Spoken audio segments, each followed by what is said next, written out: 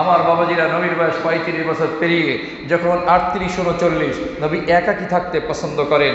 নবী আলাইহিস সালাতু ওয়াস সালাম রাতের বেলা যে স্বপ্ন দেখেন, সব স্বপ্নগুলো সকালবেলা দিনের মতো, সূর্যের মতো, চন্দ্রের মতো সত্য। চন্দ্র যেমন সত্য, নবী রাতে যে স্বপ্ন দেখতেন সেগুলো একেবারে বাস্তবায়িত হয়ে যেত।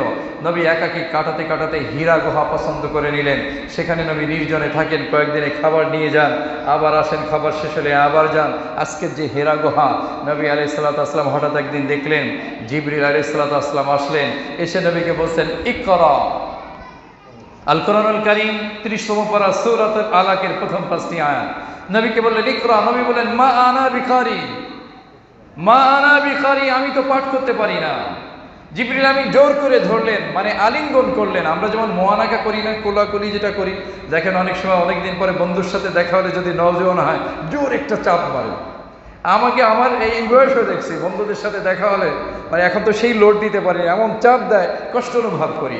নবী আলাইহিস সালাম আম্মাজান আয়েশা রাদিয়াল্লাহু তাআলা থেকে বর্ণিত সেই শানে নজুলে এই আয়াতের, তিনি বলেছেন যে নবী আমার কাছে বলেছেন জিবরিল আমিন যখন আমাকে আলিঙ্গন করলেন আমি চাপ অনুভব করলাম। তো তারপরে বলছেন, এরপর চাপ দিয়ে বলেন ইকরা। নবী বলেন একই কথা, আমি পাঠ করতে পারি না। আবার চাপ দিলেন, বলে আবার পড়ে, বলে আমি পড়তে পারি না। আবার চাপ দেওয়া হলো। এরপর নবী বললেন যে কিভাবে পাঠ করব। জিবরিল আমিন বললেন ইকরা বিসমি রাব্বিকাল্লাযী খালাক, খালাকাল ইনসানা মিন আলাক, ইকরা ওয়া রাব্বুকাল আকরাম আল্লাযী আল্লামা বিল কলম আল্লামাল ইনসানা মা লাম ইয়ালাম। আল্লাহ তাআলা আমার নবীর পূর্ণ 40 বছর বয়স পড়ে গেল। আল্লাহ তাআলা আমার নবীকে নবুয়তি দান করার মাধ্যমে আমার নবীকে ধন্য করে দিলেন। বলুন সুবহানাল্লাহ। জিবরিল আমিন চলে গেলেন, নবী থরথর করে কাঁপতেছেন। তাড়াতাড়ি যখন ওই পাহাড় থেকে নামতেছেন, পাহাড়ের গাছ এবং পাহাড়ের পাথরেরা নবীকে সালাম জানাচ্ছে, আসসালাতু ওয়াসসালামু আলাইকা ইয়া রাসূলুল্লাহ।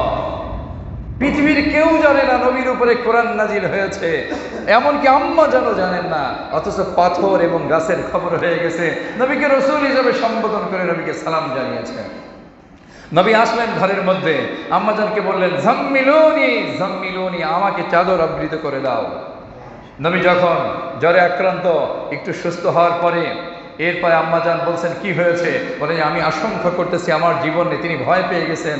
আম্মাজান সান্ত্বনা দিচ্ছেন, ইয়া রাসূলুল্লাহ। নবীকে বলেন আমার প্রাণের স্বামী, আপনি সত্যবাদী, আপনি আদর্শবান, আপনি সচ্চরিত্রবান, আপনি দুঃখী মানুষের দুঃখকে ঘোচাতে থাকেন, নিজে কষ্ট করে উপার্জন করে অভাবী মানুষের মধ্যে আপনি সাহায্য করেন অভাবীদেরকে।